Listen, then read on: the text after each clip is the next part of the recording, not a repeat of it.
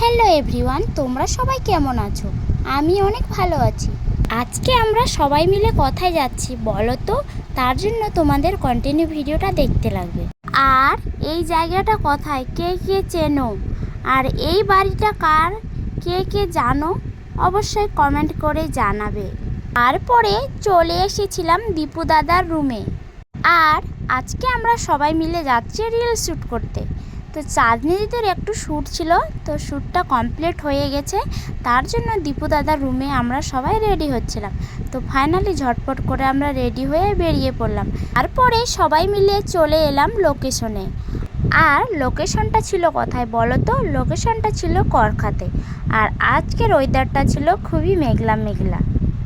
আর আমরা দেরি না করে তাড়াতাড়ি ফটোশ্যুট শুরু করে দিলাম।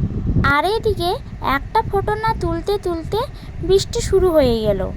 আজকে যা আমাদের কপালটা খারাপ ছিল না, বলার মতো না। কত আশা করে এসেছিলাম আজকে রিল শ্যুট করব, কিন্তু তা আমাদের হলো না। তাই 1 ঘন্টার পর বৃষ্টি থামলো। তাও ঠিক করে এখনও আবহাওয়া ঠিক হয়নি, তার জন্য আমরা দেরি না করে তাড়াতাড়ি দুটো রিল শ্যুট করে নিলাম। ভিডিওগুলো ছাড়া হয়ে গেছে, সবাই অবশ্যই দেখো আর অনেক ভালোবাসা দিও, এইভাবেই পাশে থেকো।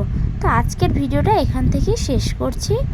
তো সবাই অবশ্যই দেখো, আশা করি সবাইকে ভালো লাগবে। তো ঠিক আছে গাইস, আজকের জন্য টাটা।